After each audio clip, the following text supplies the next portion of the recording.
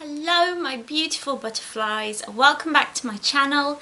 If you're new here, my name is Beverley and it's lovely to see you today. In this video we're going to be talking about what it's like to live with pain, and this is for Pain Awareness Month, so keep on watching.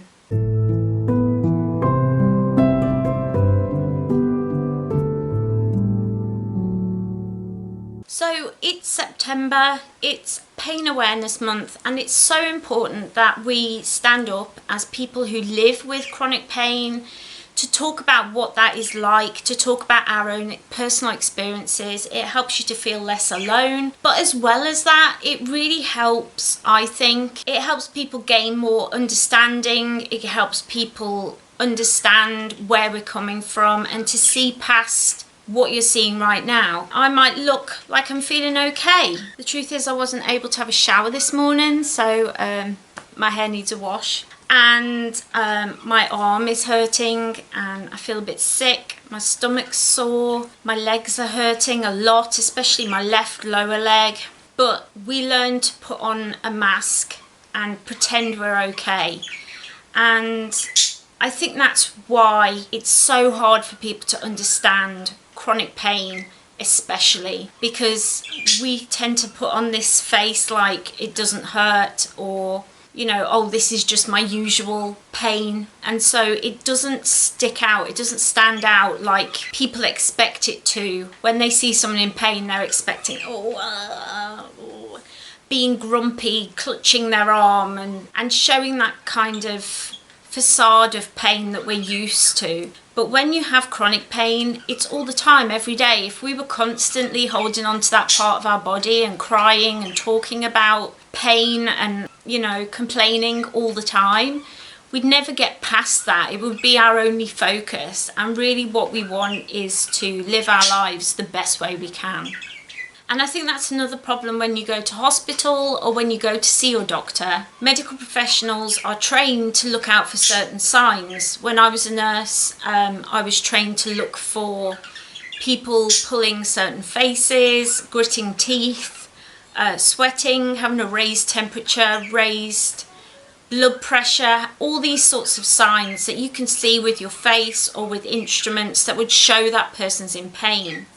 And we don't have those things because we're so used to it. And so a lot of the time nurses and doctors will look at us and we're saying, I'm at a 6 right now on the pain scale, I'm in a lot of pain, but we're not showing those outward signs. And so we can get accused of faking or accused of making it out worse than it is, being addicts to pain relief, just wanting more painkillers. And the reality is very different, but they're not taught that. And because they're not taught that in medical school or college where they learn, they are not going to hold on to that truth and realise the truth of it.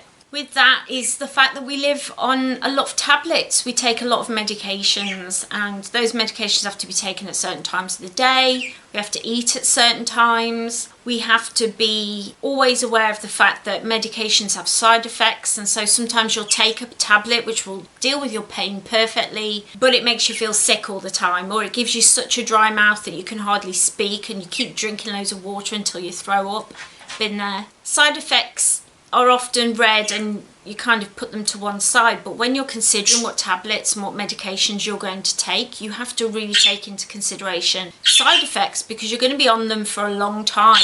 Can you live with those side effects? Can those things fit in with your life? Are you able to get up at 6 o'clock so you can take that pain relief on a completely empty stomach? Can you get up in the night in order to change an IV fluid? Or, you know, it's making sure those medications fit in with your life and don't make it worse but make it better. I think another thing that people don't realise, especially with me, because I share on Instagram pictures of me in the garden with my outfits on. I like to get dressed up in vintage fashion. I love fashion. It makes me feel so much happier being in a dress or being in a nice outfit.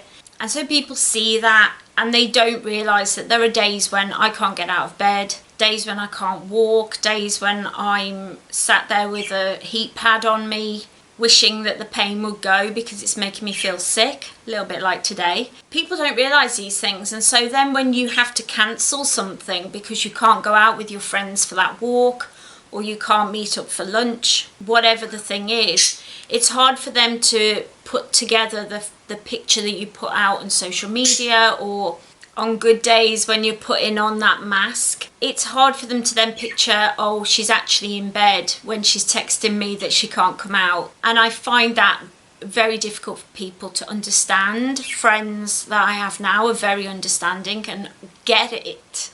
They understand that there are days when I am supposed to be going out for dinner and I have to cancel at the last minute because I've spent the whole day wishing that this pain would leave so that I can all get to a point where I'm well enough to go out, and it doesn't always happen. And I've lost a lot of friends because of those reasons, because there are days when I cannot do these things that I want to do.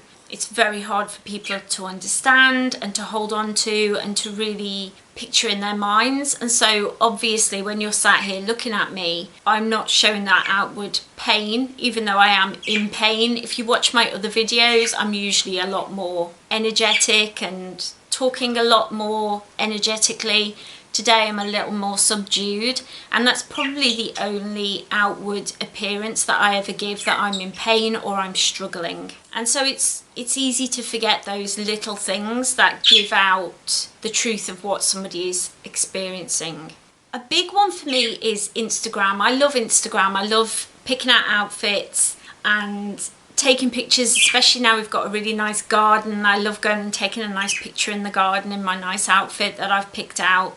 But people don't understand that a lot of the time clothes hurt. There are a lot of fabrics that I cannot wear because they feel very rough, to the point that they're painful to me. There are certain shapes of clothing that I cannot wear because they press on my ribs and my stomach and make them very painful. I can't wear jeans because they hurt, or trousers can be very painful and constricting to me. It's hard for people to understand that there are certain fabrics, certain styles of clothes that we can't wear. I think we get good at just pulling on, like I used to always be in a pair of leggings and a baggy t-shirt, or a pair of leggings and a jumper, because you know it's not going to hurt. You know you're going to be okay with those outfits. I think a lot of the time when you're thrifting, when you're buying secondhand clothes especially, they're already worn. Like this is a secondhand dress and it's quite an old dress and it's worn, it's been well loved, well worn. And I love that because it means it's already soft, it's already nice, it's already fits around my body without being painful. And these are things that people don't really understand, and they might buy you a jumper or buy you a blouse that they think, oh, this would be a nice Christmas present, and then you get it and you're like, I can't actually wear this. Oh, how do I say that? Because although that person's intentions are true, it's hard to understand that. Misconceptions can come a lot from medical professionals as well as just the general public, because of lack of understanding and a lack of compassion. If we can talk about these things, especially in Pain Awareness Month, if we can get talking about these things, open up conversations, we're going to have a lot more understanding. So if this helped you understand, please share it so more people can see this video and come to understand how people actually are living with chronic pain, and the reality of that is not always what we assume or what we think. I really hope that this video helped you in some way. I hope that it helped you feel a little less alone if you are a chronic pain sufferer, or that it helped people around you to understand where you're coming from when you try and explain things.